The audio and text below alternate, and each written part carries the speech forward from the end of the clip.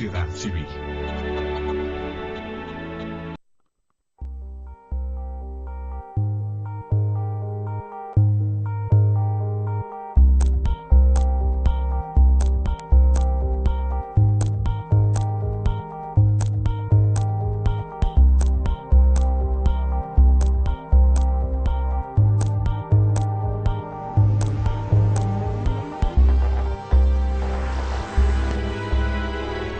Canal Patrio, voz e imagen de la sociedad civil.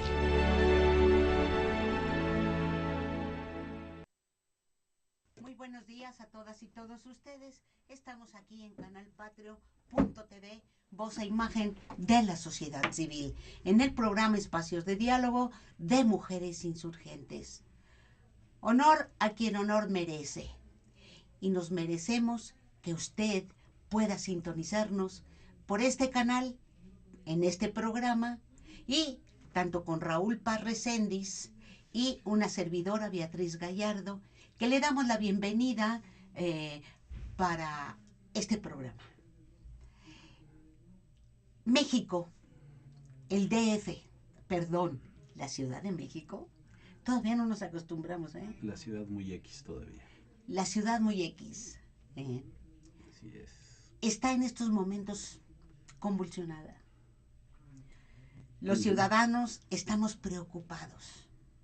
Estamos con una embestida feroz de medios de comunicación masiva en torno a una cuestión, en torno a la elección del 5 de junio, a donde personas anodinas, ¿verdad?, andan seguramente en una gran campaña política en el Distrito Federal.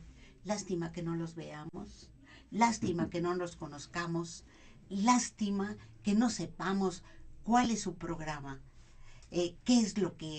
cuáles son los objetivos que los promueven, pero lamentablemente estamos ante una población, yo diría ciudadanos indiferentes.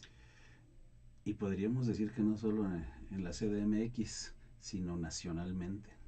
Exactamente. Se palpa en la lectura que hacemos de los medios escritos constantemente, es decir, cotidianamente, se palpa en lo que vemos a través de los noticieros de radio y televisión, a no ser las notas de las campañas negras, de las campañas de acusaciones entre otros y unos y otros. Ya lo dijiste, estamos en un proceso anodino.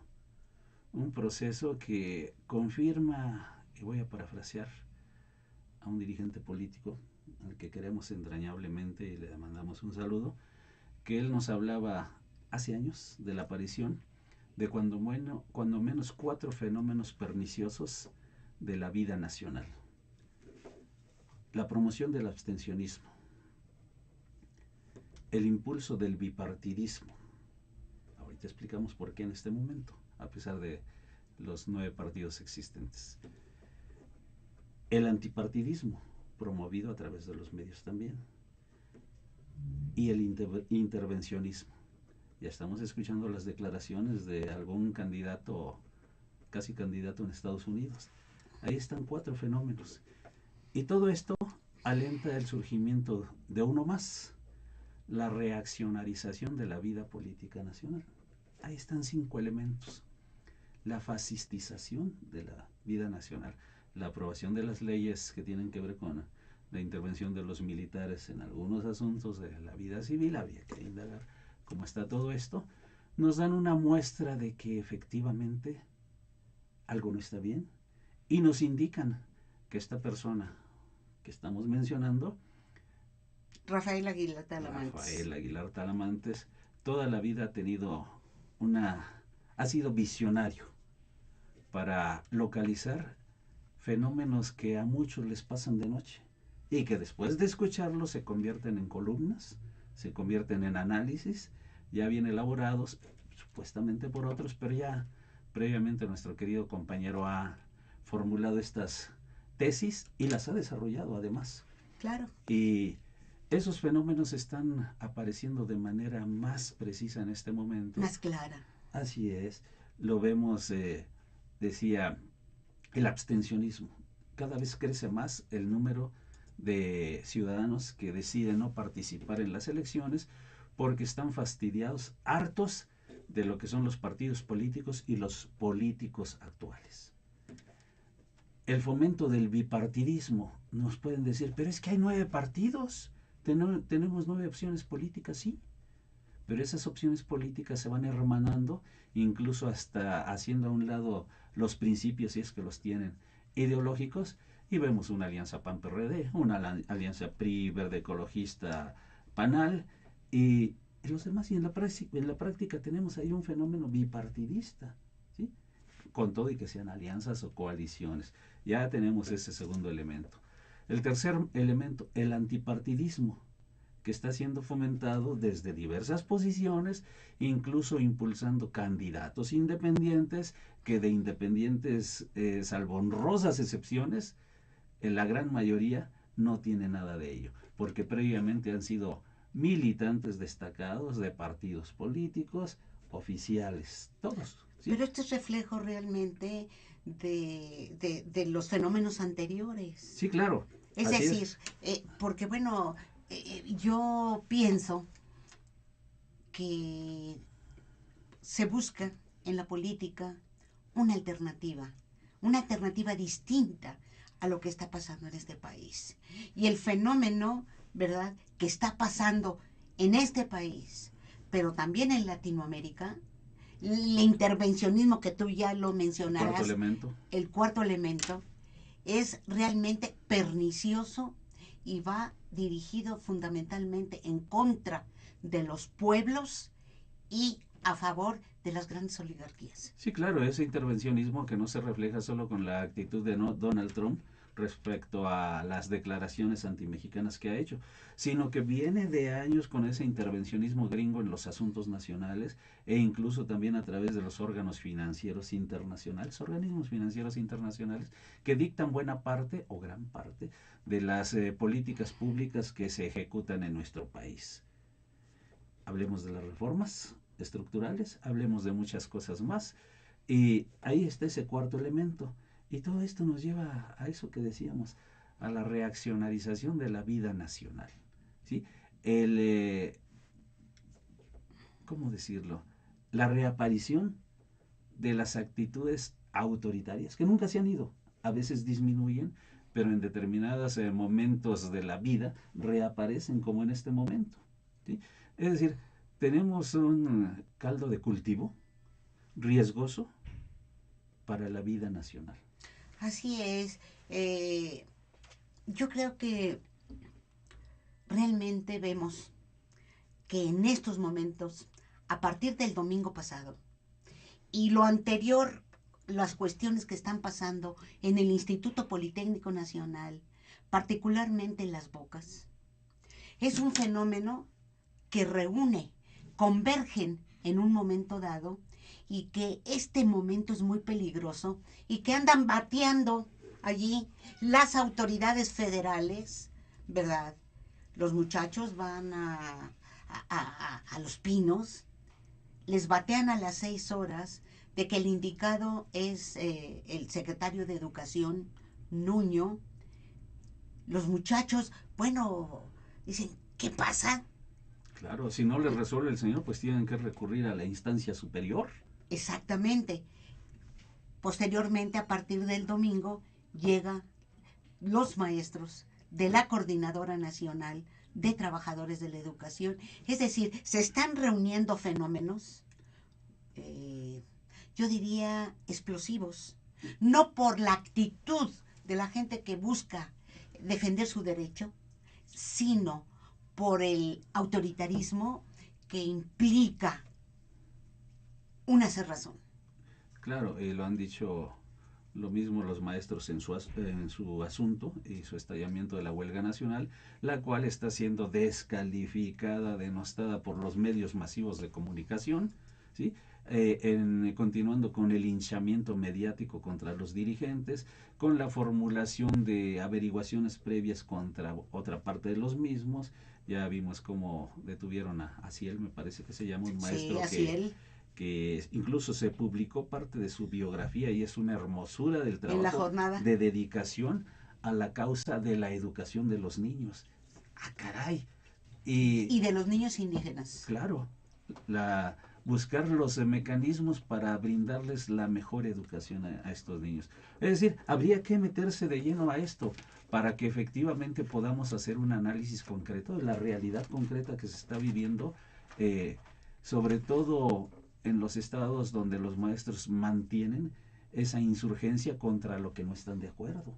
Y solamente falta el ingrediente, ¿verdad?, de la autoridad con el envío de porros, de provocadores, para crear un conflicto mayor y detener a los dirigentes y a muchos maestros y también alumnos del Instituto Politécnico Nacional. Claro, el caso del Instituto Politécnico Nacional es un caso evidente de la torpeza en el manejo de la política por las autoridades educativas.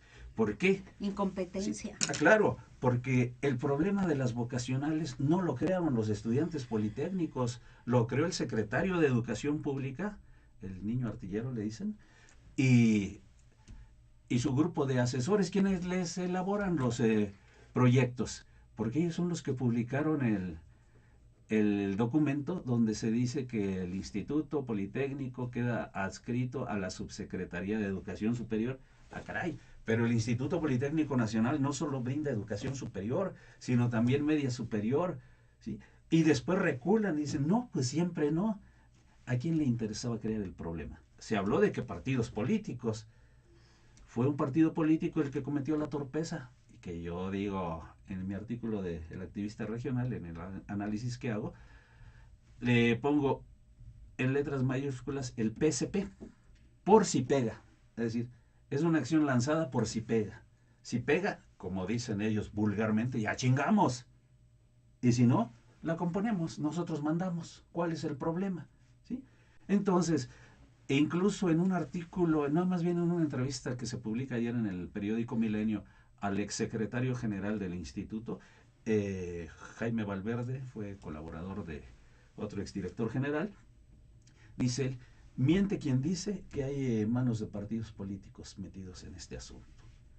Dice, ah, caray, bueno, pues simplemente confirma lo que nosotros dijimos desde que arrancó el movimiento y que lo publicamos la semana pasada en El Activista Regional. Hacemos un análisis de lo que está ocurriendo allá adentro, el papel que juega el director general, que fue impuesto, como lo han sido todos los directores generales, por el inquilino de Los Pinos, a sugerencia de algún grupo. El señor estaba desligado del instituto por muchos años, y ahí está, podríamos decir, dirigiendo, entre comillas, aplicando las políticas que le dictan desde la Secretaría de Educación Pública, cumpliendo su papel.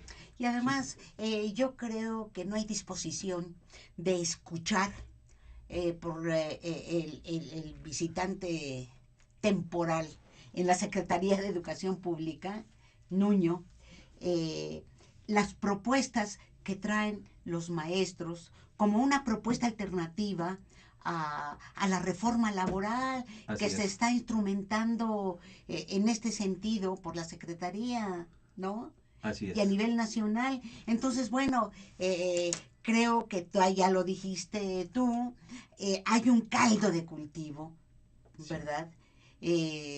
Muy peligroso, muy riesgoso. Sí, porque no dudemos que puedan también querer ensayar métodos represivos. Además, entre paréntesis, yo diría, ¿por qué algunos secretarios de Estado están inscribiéndose como su nombre, como una marca? ¿Verdad? ¿A dónde? Desde Videgaray, Nuño, Chong, etcétera, se han registrado. Han registrado su firma, su nombre, como una marca autorizada cuya vigencia alcanza más allá del 18. Para que no pueda ser utilizado por las mayorías. Recuerda que, bueno, habría que indagarlo, ¿no? De lleno, porque habría que revisar también la ley de imprenta. Habría que revisar otros aspectos que se correlacionan con todo esto, la ley de transparencia. Habría que revisar varias a fondo, cosas. Sí, para poder emitir emitir una opinión certera al respecto. No me he dado a la tarea de hacerlo.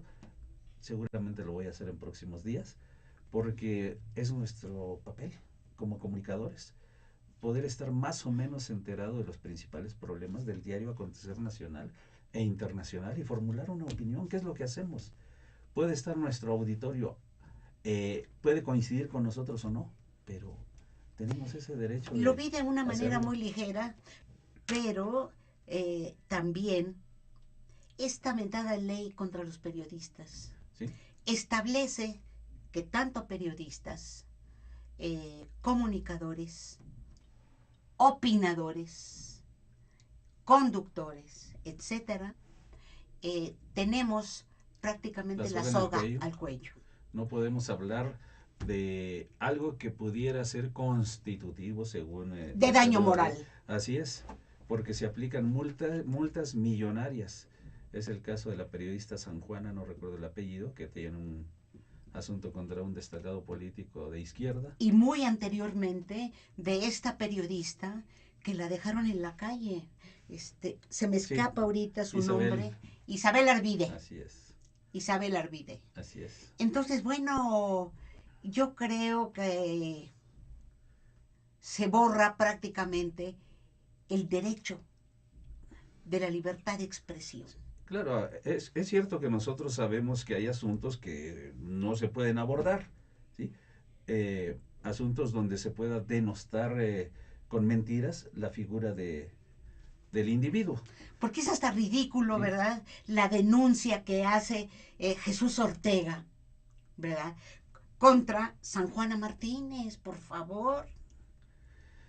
Bueno, sí, pero insisto, nosotros procuramos ser cuidadosos, casi todo mundo, pero los señores y señoras que se manejan en el aspecto político, espectáculos y demás, no dejan de ser personajes públicos.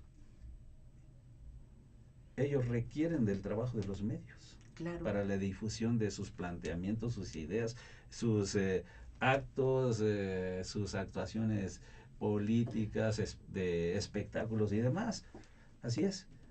Pero sí es cierto que se afecta la labor del quien se dedica a los medios, en toda la extensión amplia de la palabra. No solo quienes aparecen en una pantalla, ante un micrófono, con una pluma en los medios escritos. Es decir, se vuelve riesgoso, pero aquí es donde ubicamos esa aparición del autoritarismo. ¿Quién hace las leyes? Vayamos a lo que dijo, por ejemplo, al Parlamento. Sí, lo que dijo... Cámara de Diputados, Cámara de Senadores, que conforman el Congreso. Lo que dijo Miguel Barbosa hace 2 días, coordinador del PRD en el Senado. Que se le aplique la ley a los manifestantes maestros. Con otras palabras, ¿no? Sí, lo dijo. Porque las ciudades se vuelve rehén de grupos cuyos problemas no están en la ciudad, están fuera del ámbito de la ciudad, están en otros estados, lo dijo con otras palabras. Oye, ¿por quién salió Barbosa electo? ¿Fue plurinominal? Sí, me parece que sí. O sea, mediante un voto popular. Sí, el voto del partido, a favor del partido, no de la... Es decir, ¿este señor Barbosa no está traicionando los principios de su partido? La pregunta es, ¿cuáles son esos principios? Bueno, tienen estatutos. Sí, pero... Tienen documentos básicos. Claro, los han venido reformando, readecuando a las necesidades de grupos. Y yo recuerdo, por ejemplo, que cuando surge el PRD en 1989, se les olvidó poner que era un partido de izquierda, y hasta un congreso que tuvieron en Huastepec, 2 o 3 años después, o al año siguiente, no recuerdo, caray, pues no pusimos esto. Y como el congreso es el que resuelve, pues se tuvo que agregar. Pero cuando vemos la conducta, con todos, menos con el PRI, pero sí con los enemigos históricos, con el PAN. Y recordemos, ¿por quién se creó el PAN? ¿Cuándo y contra qué? Bueno, el Partido Acción Nacional fue creado en 1939 por Manuel Gómez Morín para oponerse a la política progresista del presidente Lázaro Cárdenas del Río. ¡Ah, caray! ¿Qué hay en todo esto? Y nosotros, hablo como si fuera perredista, no soy perredista, hoy estamos aliados con Acción Nacional. Nosotros que somos un partido creado por el hijo del general. O sea, son puros pragmáticos. Sí, pragmatismo puro. La búsqueda del poder por el poder para servir a los intereses de un grupo político que está conformado por varios corrientes, expresiones dicen ellos, pero lo mismo ocurre en el resto de los partidos. Vemos la conducta del PRI y su alianza con el Verde Ecologista. Ayer aquí lo platicaba Juanita García Palomares, la alianza de PANAL, que buena parte de quienes dirigen estos partidos anteriormente estuvieron en el PRI o fueron soldados del PRI, es decir, metafóricamente hablando, ¿no? Porque nos pueden criticar metafóricamente hablando, y decimos partidos en la geometría política nacional, izquierda, centro y derecha. Ah, caray, no veo mayores diferencias.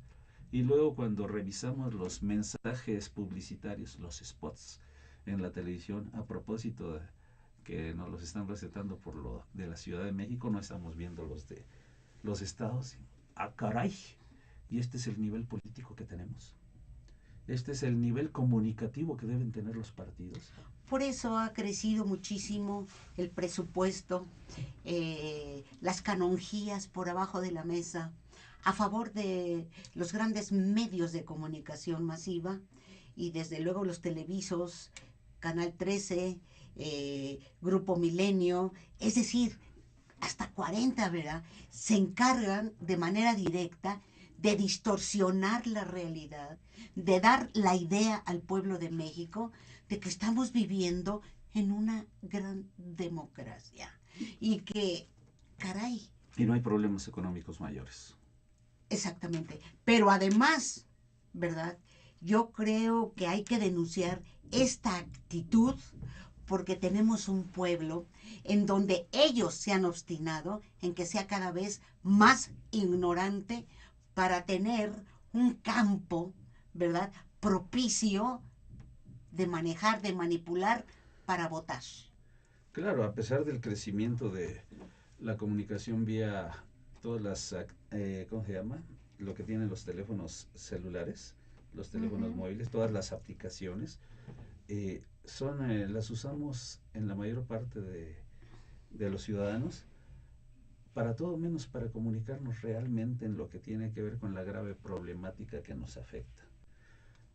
A diferencia de hoy, los jóvenes vemos, ayer me tocó ver esa parte de esa marcha de los jóvenes politécnicos, de veras que emociona ver a los jóvenes marchando, gritando sus consignas, posicionándose, porque esto me recuerda y lo vuelvo a sentir, mientras tengamos juventud rebelde, juventud impetuosa, el país tiene solución. Y tiene futuro. Claro, así es. Y lo que quieren ellos cancelar es el futuro. El futuro de este país. Y este país, el futuro, su futuro son los jóvenes. Los jóvenes que prefiere la oligarquía tenerlos ahí como ninis, ¿verdad? Y no en las escuelas. Porque, bueno, es una exigencia popular el que todo joven debe estar instruyéndose, debe estar en la escuela, que deben de quitar todas esas trabas de los exámenes y abrir, ¿verdad?, completamente la educación popular, la educación científica, la organización que verdaderamente necesita el pueblo de México. Me trasladaste a otro asunto sumamente importante aprobado la semana anterior, inicialmente en la Ciudad de México para garantizar la educación superior a todos los jóvenes que la soliciten, y después la reunión de los gobernadores de los 4 estados, es decir, Ciudad de México, Morelos, Hidalgo, Estado de México, con el secretario de Educación para garantizar que no habrá jóvenes rechazados que decidan acceder a la educación superior. Ah, caray. Perdón. No se ha aclarado cómo le van a hacer. Han hablado de recursos que se van a dedicar a ello. Dijeron que se iba a incorporar algunas escuelas privadas, no dijeron cuáles. Habría que determinar, habría que observar con precisión esto, porque evidentemente los jóvenes que aspiran... Ese fue un recurso calderonista, ¿eh? Sí, porque evidentemente los jóvenes que aspiran a ingresar a la educación superior o quieren entrar a la Universidad Autónoma del Estado de Morelos, a la Universidad Autónoma del Estado de México, a la Universidad Autónoma de Hidalgo, al Instituto Politécnico Nacional, a la Universidad Autónoma Metropolitana o a la Universidad Nacional Autónoma de México. ¿Sí? Y estas instituciones por sí mismas no garantizan, no tienen la capacidad instalada, la infraestructura para garantizarlo. Ni presupuesto. Así es, pero existen los tecnológicos, ¿sí? Dependientes de la Secretaría de Educación Pública, que tienen unas carreras importantes. ¿Sí? ¿Querrán irse buena parte de los jóvenes? Seguramente que sí. Todos, no creo. Entonces, es cierto, lo que hace falta es crear nuevas unidades de las instituciones de educación superior tradicionales, pero con nuevas carreras adecuadas a las necesidades de crecimiento y desarrollo del país. ¿Sí? Es decir, no nada más es lanzar un plan porque sí, es decir... Y no modelos externos como el que propone la OCDE, ¿sí? Como el que proponen... el BM, sí, el ¿no? FMI. Así es decir, ¿es loable la actitud? Sí. ¿Habrá la capacidad en este momento? Bueno, tenemos a la Universidad Autónoma de la Ciudad de México, que ha sido denostada, aunque es una válvula de escape también, donde desde luego ninguna institución cuando nace es lo non plus ultra, tiene que ir creciendo de poco en poco, pulir las fallas que tiene para erradicarlas, tiene que hacer un trabajo muy interesante para garantizar esa educación. Bueno, no fueron denostadas también las unidades creadas por el partido Movimiento de Regeneración Nacional en la Ciudad de México, en Tabasco, y no recuerdo dónde más, para garantizar educación superior. Ah, caray, entonces surge ahora este plan. No, pues se trata de impedir el crecimiento del grupo López Obradorista. Bueno, todo esto tiene implicaciones que para muchos de los mortales nos pasa de noche. Y yo hasta este momento estoy observando este detalle, ¿no? No sé, seguramente hay opinadores que ya lo desmenuzaron bien, porque a eso se dedican. Nosotros, bueno, solo es una pequeña tribuna que tenemos, no... Damos nuestros puntos de vista. No vivimos de esto. Claro, así es. Damos nuestros puntos de vista, pero yo quisiera antes de que terminara el programa, enviarle un caluroso, cordial, afectuoso mensaje al compañero Rafael Aguilar Talamantes.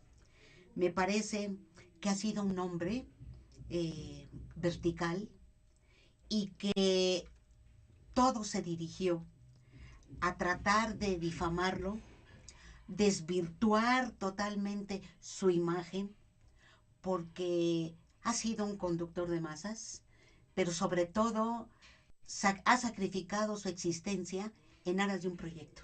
Claro, y el sistema no le perdonó el 88. Exactamente. Cuando Salinas gana, entre comillas, la presidencia.